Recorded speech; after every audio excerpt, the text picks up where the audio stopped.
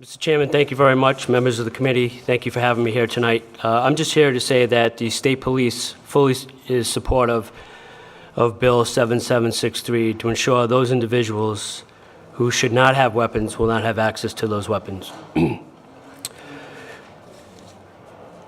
couple minor recommendations that we have as an agency is incorporate a seizure of ammunition when seizing firearms as well. And another recommendation we have is if you're going to revoke the individual's concealed carry permit, to also revoke hunting licenses as well. So we are fully supportive of this bill, and we are willing to work going forward to give you whatever we need to ensure that this bill gets passed, and also to make it, any way stronger possible. And the last thing is Bill 7075, bump stocks. We are fully supportive of that as well. Thank you, Captain. Any questions?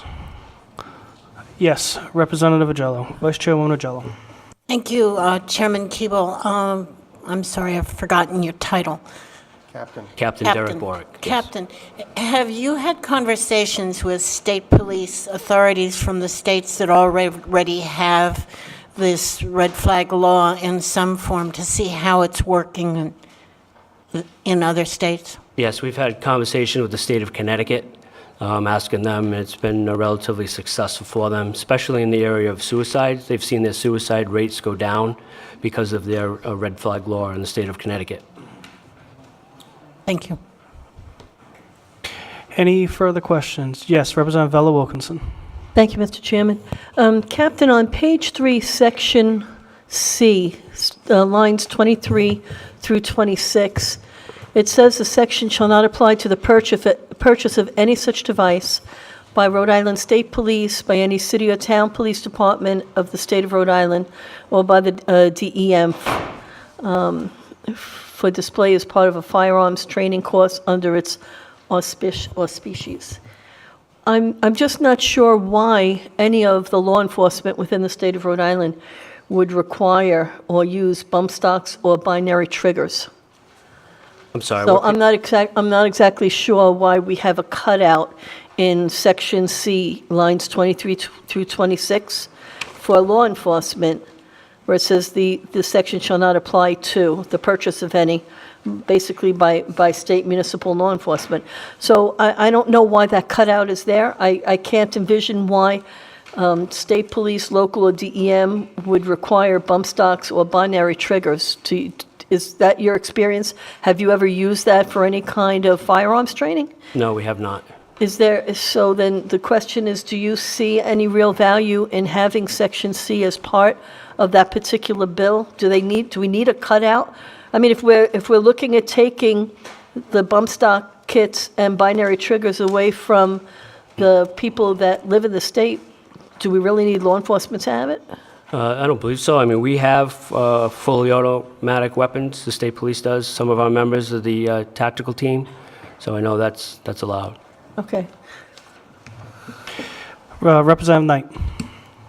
Captain, does the state police occasionally keep on hand other kinds of contraband for training purposes? I'm specifically thinking like controlled substances.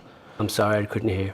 Does the state police keep on hand for training purposes certain kinds of contraband so that the officers know what they're looking for when they're out there in the field?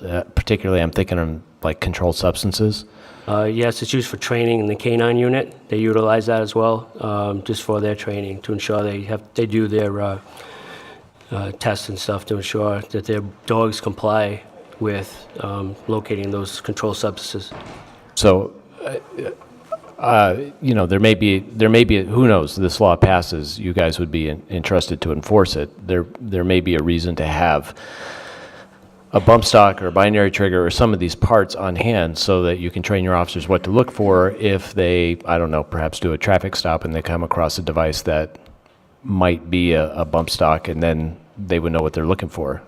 Well, we have certified armorers who are very familiar with weapons on the job. I'm one of them, and we're very familiar with these different things. So we would look to an expert on our job to actually identify that if someone were to have that. Okay. So would there be some training that would be conducted for the average, ordinary, on-the-ground trooper? No, there would not. Captain, the Parkland shooting, the police department was addressed 39 times, and the FBI was alerted. I don't know if you guys looked into all the details of that, but if you did, was there details that, I mean, how would the Rhode Island State Police handle something like that currently? You know, if they got all these, if they had all these red flags and everything that's already in your power to do now? Sure. Every complaint that we get to the Rhode Island State Police is fully investigated. Quite frankly, I've been involved in a few of them. So if a complaint were to come into us, we would contact the Fusion Center, see if there's any further information. We would go out and find that party. We actually make contact with that individual. And once we make contact with that individual, the two things we look at: does that individual have the propensity for violence? And do they have the means to go about the threat that they have? Do they have the weapons and stuff to that nature? So we would fully investigate that to the point where we would possibly bring the individual back to interview that subject to ensure. So we want to make 100% sure that that person cannot harm anyone with the threats that are being made. So you guys would detain him so he couldn't do this, or would you? Not necessarily detain them, no. We ask them to come back to the barracks for an interview, Yeah. so we could sit down and discuss it with them. What about the firearms? At this point, we're not legally able to take those firearms away from that individual. If that individual threatened someone with the firearm, then they would be arrested, and obviously we'd confiscate that firearm.